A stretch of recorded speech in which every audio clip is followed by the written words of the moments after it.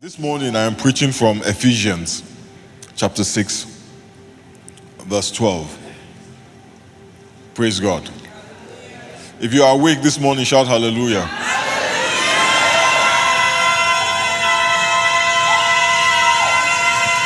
What I should have said is that if you've had your coffee this morning, shout hallelujah. Because some people took double dose. You don't drink coffee. And you have this kind of energy. Surely Jesus is Lord.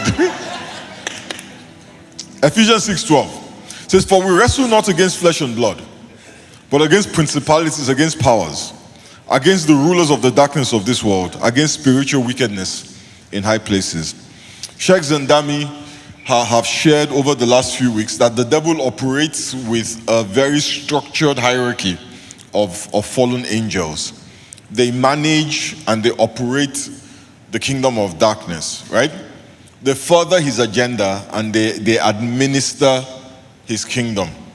And I know that some of us might be wondering, why are we talking about the devil? Why are we talking about the kingdom of darkness? Let me explain. In 2 Corinthians, the 2nd chapter and 11th verse, Paul was explaining something to the church in Corinth about forgiveness.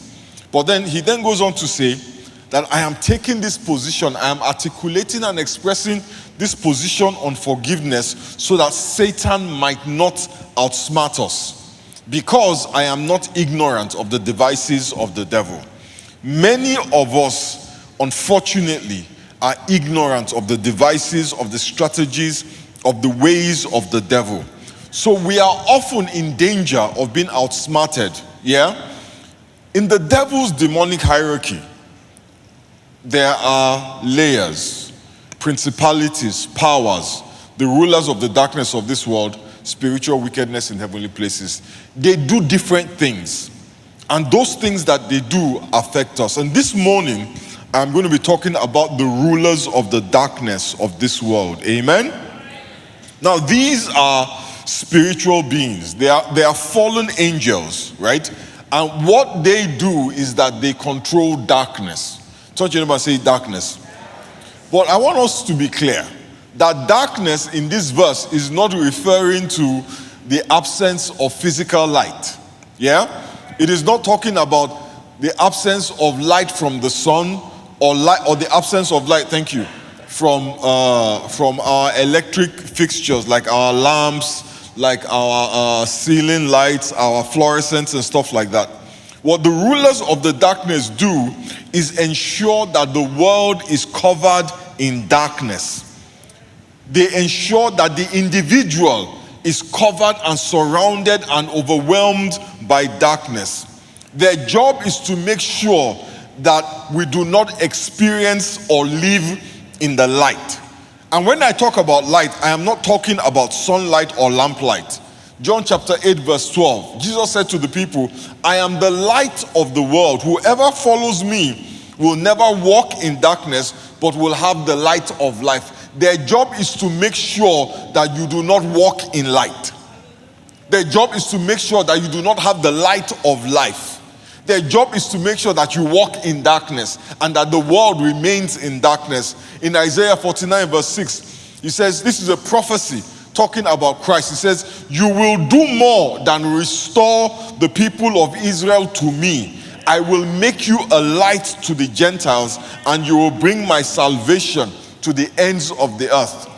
Jesus is the light of this world, and the rulers of the darkness make it their mission to ensure that the light of Christ does not shine into anybody's life. In fact, the Bible says in 2 Corinthians chapter 4 verses 3 to 6, and even if our gospel is hidden, even if our gospel is veiled, it is veiled to those who are perishing. The God of this age has blinded their eyes. Yeah? Why? So that they cannot see the light of the gospel that displays the glory of Christ, who is the image of God. For what we preach is not ourselves, but Jesus Christ, and ourselves as your servants for Jesus' sake. In verse 6 he says, for God said, let light shine out of darkness, and made his light shine in our hearts to give us the light of the knowledge of God's glory displayed in the face of Christ. So their job is to make sure that the gospel is not preached. And if it is preached, that people do not believe. And if they believe, that they must lose their faith. Listen, guys, there is a deliberate and organized effort by the devil and his agents to keep you in darkness, to keep people in darkness, to keep the light of the gospel from shining into their hearts and stopping salvation in their lives. And the number one strategy that the devil uses is deception through distortion. Don't you say distortion? If you pay attention to how the devil interacted with Jesus at his temptation and with Adam and Eve at their temptation, all he did was he twisted the truth. Amen? He actually quoted scripture to Jesus. In Matthew chapter 4 verse 6, he said, "If you are the Son of God, throw yourself down, for it is written, he will command his angels concerning you, and they will lift you up in their hands so that you will not strike your foot against a stone." The devil was quoting scripture. And he was quoting from Psalm 91. Can you imagine? The devil can read the Psalms. And he has no problems quoting the Psalms. People think the devil has a problem quoting scripture or knowing scripture. He knows scripture and he quotes it. Verse 11 of Psalm 91, this is what the devil was quoting. "For he will command his angels concerning you to guard you in all your ways. They will lift you up in their hands so that you will not strike your foot against a stone." The devil didn't lie. He simply distorted the scriptures. And it is in that distortion that he lied. Many of us do not realize that the fact that a person can quote scripture does not mean they are not speaking from the devil. People will go online and quote scripture, and they will quote it authoritatively. They will quote it with boldness, with fantastic lighting, good camera work, and we believe it. The graphics are nice. The background music, the volume is just right. Calibrated to get them clicks and likes. But because they are quoting scripture, many of us are drawn to it. The Bible says, "By their fruits you shall know them," not by their scripture quoting.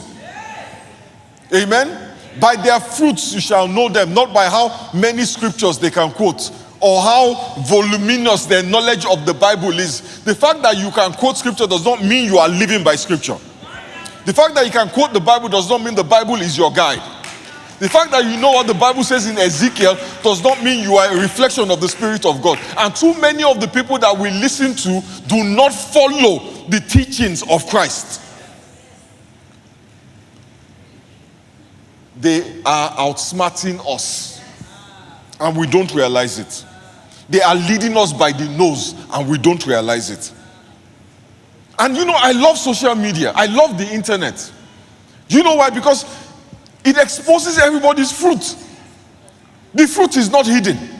We know these people. We know what they do. We know what they say. We know their lives, but we turn our eyes away from it as if we do not know.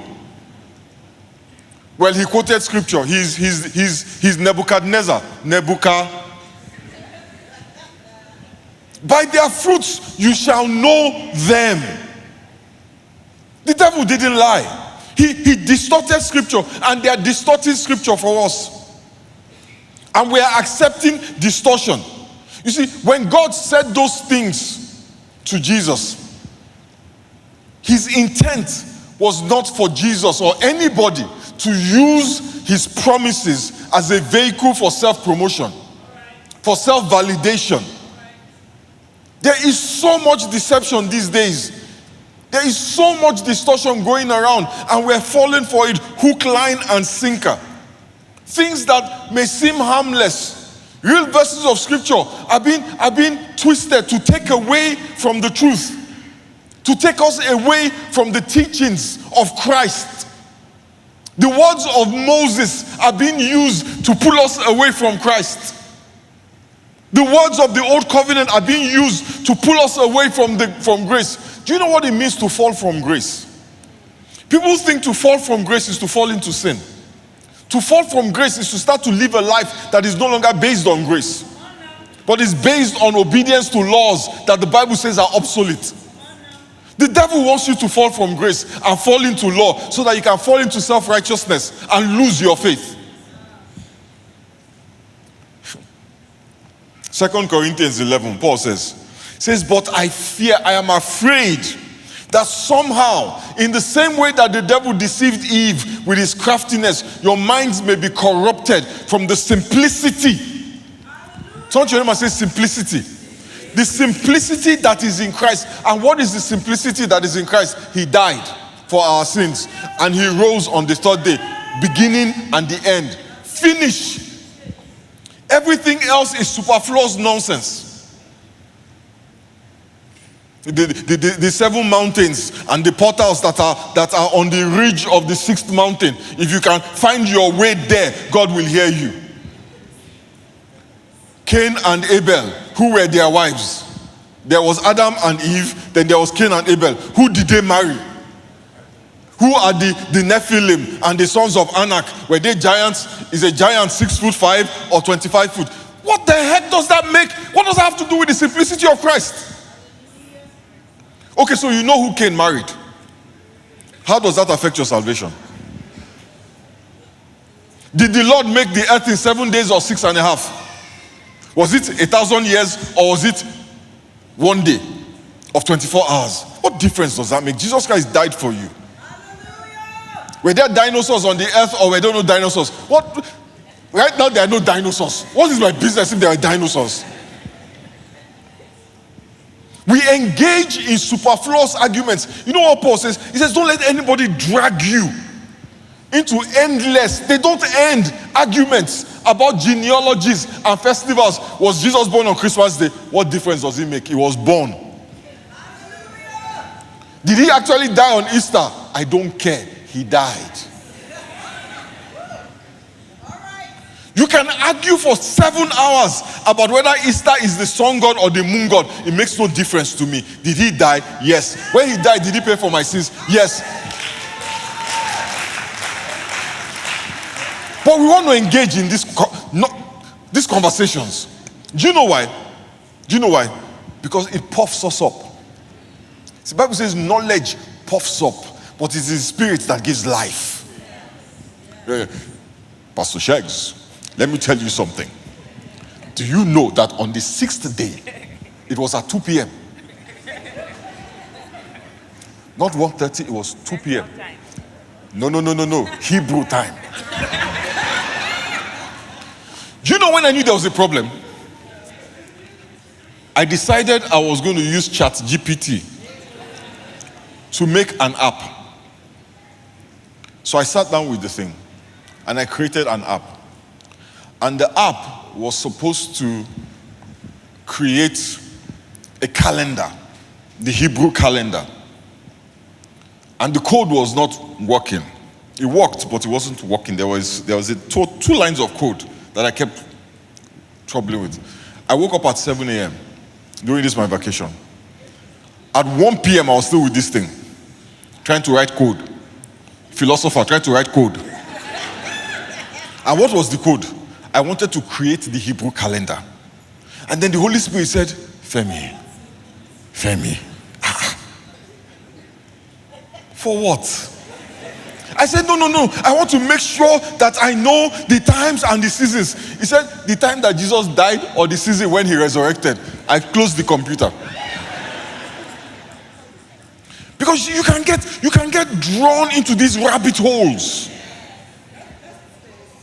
that will pull you away from what matters. That I may know him, the fellowship of his suffering, and the power of his resurrection. Everything else, Paul says, I don't want to know anything else except Christ crucified. So they tickle our quest for knowledge. See, the goal of these distortions is to get us wrapped up in things that the very truth, the only truth that matters, that all our sins are paid for, that Jesus Christ paid for them. They want us to get to relegate that to the background, where it is not what guides us anymore. That is why I am very impatient when Christians ask me these questions that have nothing to do with Jesus. Questions that I know will just waste my time. They don't bring any light. But instead, they keep us in this self-righteous, egotistical darkness. That is why I spend a lot of time talking about the new covenant, so that we will not be tricked, outsmarted, outwitted to go back into the darkness of religion and legalism.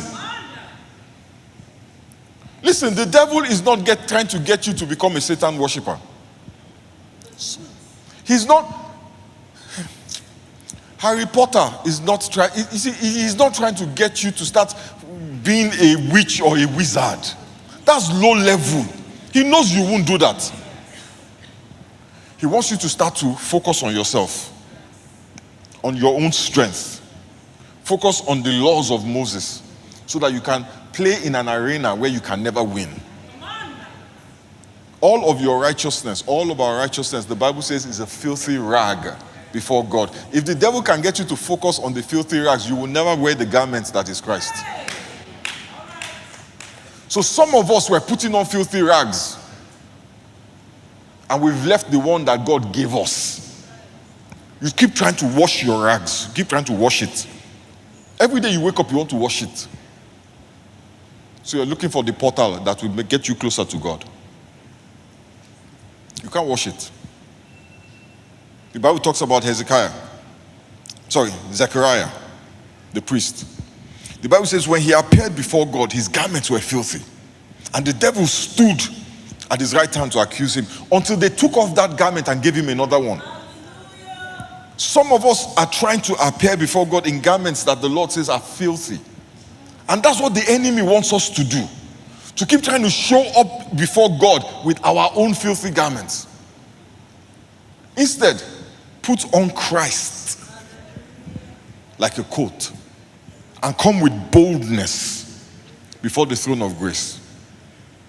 So they distort it. They distort it. And you and I will swallow it. There is a deliberate attempt to deceive you. It is organized. It is intentional. Do not be fooled. Do not be bamboozled. Amen? One of the ways that God protects us from deception is the church. The church, my brothers and sisters, let me be clear. God uses the church to protect us from deception. And by the way, the church is not a building. The church is any group, don't you say group, of believers living out their lives based on the revelation of what Jesus Christ achieved on the cross of Calvary. Living out their lives together based on the teachings of Christ, not the teachings of Moses or the teachings of David. I can't say that enough. Because the Bible says Moses is the chief cornerstone. No.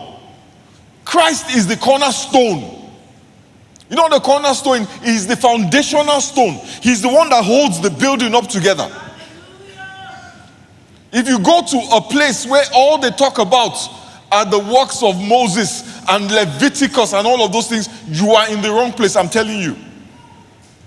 The cornerstone of our faith is Christ. Him crucified and nothing else. A church is a group living out their lives together based on the teachings of Christ. Not the teachings of Solomon.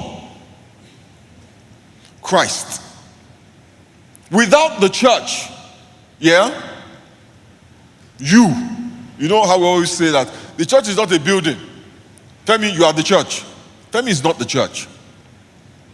You are not the church. By yourself, you are not the church.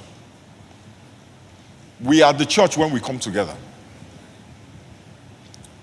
By yourself, you are just a brick. Amen? A brick Yes, a brick is a part of a building. A building is made up of different bricks, different sizes. A brick is a brick until it comes together with other bricks. Then they become a building. So you alone are not the church, you are a brick. When we come together, that is when we become the church. And when you stand alone by yourself, for whatever reason, legitimate or illegitimate, when you stand alone by yourself, you know what you are? You are just a brick. And you are easy to deceive. And you are very easy to destroy. But when you stand as part of a building, it's much more difficult to destroy you. In 1 Peter chapter 2, verses 4 to 6, look at what the Bible says, just in case somebody thinks this man is being offensive. Verse 4 says, as you come to him, the living stone, rejected by humans but chosen by God and precious to him. You also, like living stones. Another word for stones is brick. You are being built into a spiritual house to be a holy priesthood, offering spiritual sacrifices acceptable to God through Jesus Christ. For in scripture it says, see, I lay a stone in Zion, a chosen and precious cornerstone, and the one who trusts in him will never be put to shame. The Bible says you are a brick that is alive, a living brick, a living stone that God is building into a spiritual house. Turn to your neighbor and say, building. The Bible says we're being built into a house where Christ is the chief cornerstone. And look at what Jesus Christ said about that building. He says, I will build my church, and the gates of hell shall not prevail against it. The gates of hell are the principalities, the powers, the spiritual wickedness in heavenly places, and the rulers of the darkness of this world. They are the gates of hell. It is not talking about a physical gate. It's talking about a force and a power. And their ability is diminished and neutralized against the church. It says, I will build my church, and the gates of hell will not prevail against the church. When you are not a part of the church, you're vulnerable. And that is why there's this distortion that is designed to get you to disdain the church. We hear about every single mistake that the churches make. In fact, people wake up in the morning and decide that my agenda for today is to undermine the church. So they call every church and ask for help. And when they say every church, how many churches did they call? Do you know how many churches are in America? They call 50 churches. And then guess what the news is? All churches don't help. All churches don't do anything. Meanwhile, there are over 50,000 churches in this state, in this country. But what they were able to entrap 50 churches over becomes the conventional thinking about churches. And even Christians are going now and saying, but why are churches like that? Which church are like that? Do we accept that because one person in our village is a thief, everybody in the village is a thief? The fact that some people from a particular ethnic group are known to commit certain crimes are all members of that ethnic group criminals? Then why do we allow them paint the church because of their experiences with one or two churches? Do you know why? So that you can, when lions are hunting a pack of wild animals, you know what they always try and do? Separate one. Just separate. When you separate one, that one, shish kebab. Straight. But when you attack the crowd, you can't succeed. Jesus said, I will build my church, and the gates of hell will not prevail against it. So don't let anybody tell you don't need the church. You can worship God by yourself. Continue. Yes, you can worship God by yourself. Absolutely. And God will hear your prayers. Absolutely. But when the devil comes for you, we're surprised. God is using the church. Listen, the church is not just a community. I hear people saying that a lot. Oh, I want community, I want community. The church is not just a community, it is a spiritual building that is built on Christ and full of light. If it's community you want, you can join. There are communities everywhere. And when we accept that framing, what we do is we undermine the spiritual power that is inherent in the church. When we let people define the church as a community, look, there are communities of thieves. I am not the leader of a community. I'm the leader of a church. When we allow them define us, they are defining us down to neutralize the power and the spirituality that is inherent in us. And we accept that framing. What we don't realize is that we are accepting distortions. And those distortions are dangerous. And that is why our children, they don't see the significance of this thing. For them, it is so easy to dismiss it. Because we have neutralized it, even with the words that we use. When you talk about alcohol as if it is just water, everybody will drink it. The words you use to describe things impact the way people handle it. And that's what we are doing. Or that's what has been done, and we have accepted. And we don't realize what is going on. God uses the church to protect us from deception. Ephesians 4:11-15 says, so Christ himself, he gave apostles, he gave prophets, evangelists, pastors, and teachers. Why? Why?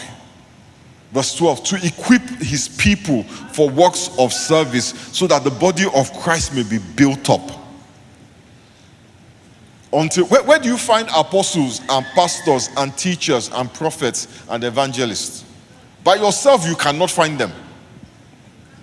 You can't be all of those things by yourself. So if you say you don't need the church, let me tell you what you're saying. You don't need apostles, you don't need prophets, you don't need evangelists, you don't need teachers, you don't need pastors. And some of us believe that. I don't need anybody. But God gave, Jesus Christ, when he was living, he gave those things to you. Why? To build you up. So if you are interested in being built up, you cannot turn your back on the equipment that God has given you to be built up. It's foolishness. But guess what? It's acceptable foolishness now because of distortions.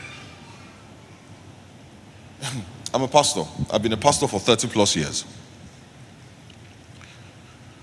99% of the pastors I know are not thieves. They're hardworking men and women who are underpaid, underappreciated. But when you hear pastor, you think thief. I'm serious. When you hear pastor, you think problem. Does it make sense? You know how many mega churches there are in America? Mega churches make up less than 0.1% of 1% of the churches in America. The vast majority of churches in America are under 100, 75, 60, 50, 35, 25. Led by hardworking men and women who don't get paid for what they do. Day in, day out, they are cleaning people's messes. They are there praying for people, looking after people. But when you hear pastor, you think private jet. How many of them have even seen a private jet? I've never seen one, except on television. But we have these things that we accept as true. Who is feeding these stories? And guess who is reposting it? The brothers and sisters of the Lord. We have become the mouthpiece, some of us, of the powers of darkness. Because we have joined in the undermining of the very thing that God gave us to protect us. Hallelujah. In verse 14 it says, so that we will no longer be infants, tossed back and forth by the waves, and blown here and there by every kind of teaching, and by the cunning and craftiness of people in their deceitful scheming.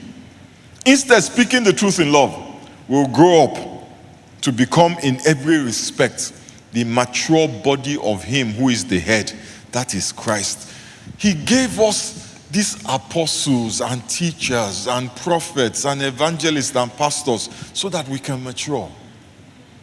So that we're not tossed around by every wind of doctrine.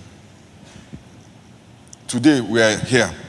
What's the latest revelation? Oh, tomorrow this is the latest revelation. Oh, next week there's a new revelation. Oh, they are praying here. Oh, they are fasting here. 75 days here. 65 days here. Oh, this person, he knows how to open the dimensions. Oh, that one is not doing dimensions. The dimensions, that's last year. This year, we're doing portals. Next week, we are wearing apron. We are chosen. And then the week after that, what God cannot do. Come on. Tossed to and fro. Today is leadership. Next week, it is vision. The simplicity of the gospel. Jesus Christ crucified. Full stop. I don't want to know anything else.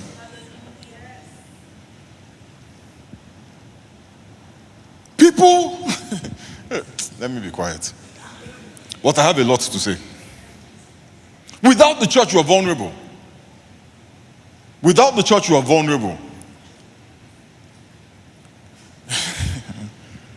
That is why the enemy has launched a multifaceted campaign to discredit the church. And one of the most effective ways that he has done it in America is allow the church or encourage the church to tie itself to politicians. We've embraced politicians like they are life rafts. We've hugged them, full body hug. And now, guess what? We have been, do you know the number of people who have stopped going to church because of the church's politics? God did not send us to politics, so.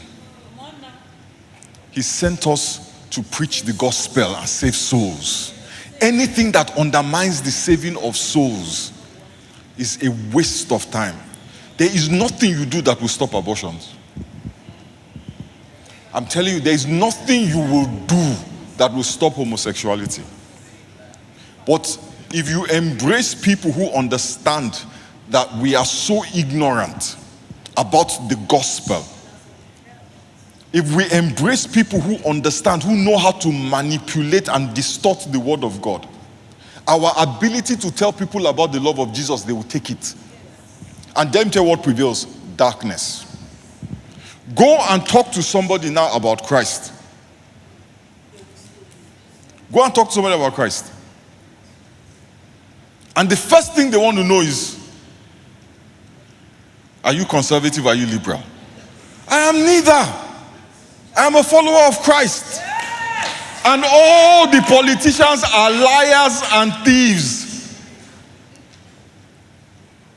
There is no Nebuchadnezzar anywhere. Or Cyrus. They are dead. And they face their judgment. There's nobody to save us. This ship is going down. The world is going to end. So if you vote for people who are using you, you have lent your voice to the rulers of darkness. I don't understand. If you play one note in this place, all of you are in trouble. Because I'm going to preach this sermon. They tried me in the first service. I will fire all of your behinds. Hallelujah. The church needs to remember what we are here for. Not politics, not nationalism, not patriotism. Christ and Him crucified. If you let anybody undermine that mission, if you let anybody take away your credibility, your ability to talk about Jesus, you do so for your own pocket, because at the end of the day, there is nobody you vote for that will stop the degradation of these societies. Lower your tax. They lower your taxes, but they increase the price of gas.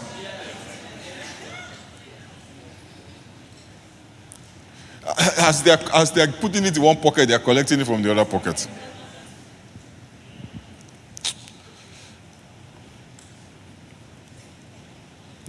Let me finish my sermon. I said I wasn't going to do this again. God has given us the church. We need to protect it. We need to ensure that we're a part of it. You know something else that God uses? He uses the believer sitting next to you to protect you. In Ephesians chapter 4 verse 16, it says, He makes the whole body fit together perfectly, as each part does its own special work. Some people will say, you're doing a special work in my life. Because when you do your work, look how the Bible says, it helps the other parts grow. So that the whole body is healthy and growing and full of love. We need each other. This thing that we do, you come in here, you don't even greet anybody, you go. And you said you went to church? No, you went to a concert. You went to a concert. Maybe a TED talk with somebody with a bad accent. Seriously, that's all it was. This thing that we do on Sunday mornings that make us feel spiritual is karaoke. They're singing along. What brings growth is how you interact with each other. If you are a believer, you have to be in a church that's built on Christ. What we do here is we encourage each other. We point each other in the right direction, but it is not enough. The way we're doing it is not enough. It checks a box, but we don't get deep enough for it to be impactful. We have become spectators. That is why you can actually go to church and leave. Nobody has touched you. While the pastor was preaching, you were checking the scores. Who is playing today? Chelsea and Arsenal. Man, who is playing today? Pastor Shakes. Pastor Shakes. Good answer. Some of us, as we're here, we're making reservations for brunch. It's okay. It's okay. I don't mind. But let's not deceive ourselves about what it is. It's a good place to go and check in. And, but we need more. Amen? And the more we need is not more services. What we need is more opportunities to interact, to connect. Amen? Listen, if you come and you go, you listen to one sermon, you sing a few songs, you will not grow. So when people say, man, that church I am not being fed. What? Of course you're not being fed. Of course you're not growing. You listen to a 30-minute sermon and you want to grow. Is it magic? In a whole week, some of us have not quoted scripture in 6 months to anybody. Quote scripture in your job, they fire you. We have not discussed the word in a year because we don't hang out with other Christians. You know how Christians are. That's the problem. But you go to church and you listen to the sermon. You imbibe all of these things and you give nothing out. The body grows by what each joint supplies. Who are you supplying and who is supplying you? And right there is a problem. You need to interact and engage with other believers for you to grow. That is why, if you call New Covenant House your church, and Pastor Femi your pastor, you must belong to a connect group. Because in a connect group, you cannot be a spectator indefinitely. You go and you're a spectator the first time. The second time, they'll say, Brother Shakes, what do you think? So you are forced to engage. There are 7 of you in the room. How are you going to escape? And that's why some of us don't go to a connect group. Because we want to escape. You are not growing. You cannot grow. You cannot be a Christian and you are not contributing and nobody is contributing to you. A lot of us, our New Year resolution, get closer to God. Join a connect group. Join a connect. If you are not, listen, let me tell you now. From today, if you are not in a connect group, if you have a baby, I will not name that baby. If you get married, I will not show up at your wedding. I don't care if you did premarital counseling. I will not do your wedding. And none of the ministers of this church will do your wedding. There are many ways to get married. If you die, I will not bury you. If you buy a new car, I will not pray for it. I will not come and dedicate your house. Every form that people fill for services, they have to say, Pastor Larry, they have to say which connect group they belong to, because I need you to grow. I need you to grow. For your own sake, I need you to start growing. So you must be a part of a connect group. If you need help with your rent and you're not in a connect group, I will not give you a dime. You can put me on social media. My full chest, I'm there with my connect group shirt. Seriously, any service you want, and it's not because of anything, but the only thing I want from you is that you are growing. And if you're not a part of a vehicle that helps you grow, then how are you growing? Listen, I know my time is up. You guys, you start playing soon. I'm the lead pastor of this church. I preach 80% of the time. I know that I am preaching the truth, but I know that what I preach is not enough. If me that I'm doing the sermon, the preaching, I'm telling you is not enough.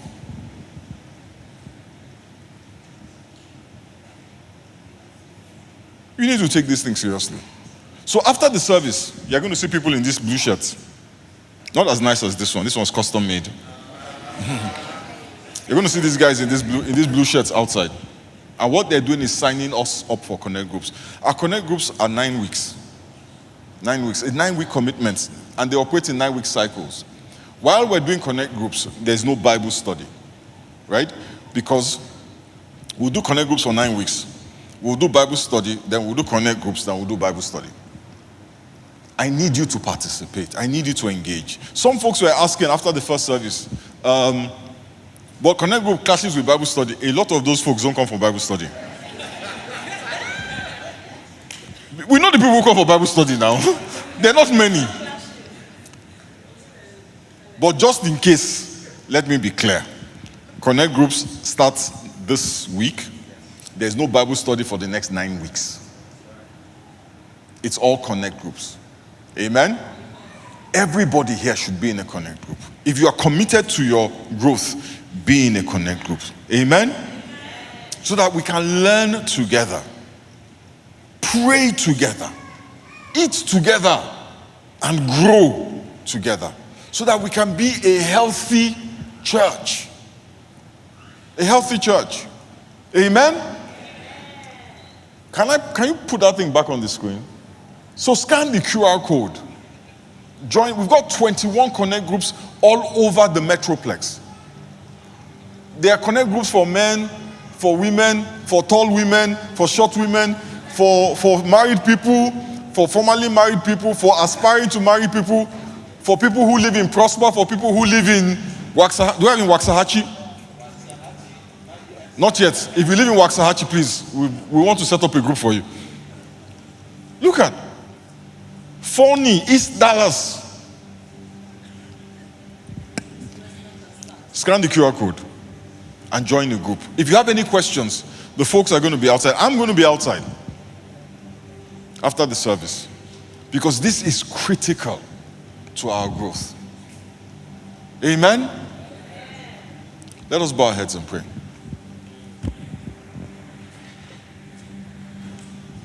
So, Father, we thank you and we bless you. Father, we give you praise. Almighty and ever-living King, we just bless your holy name. Father, we commit each and every one of these, your children, into your hands. We ask that, Father, you build us up into a church, into your church, that the gates of hell may not prevail against us.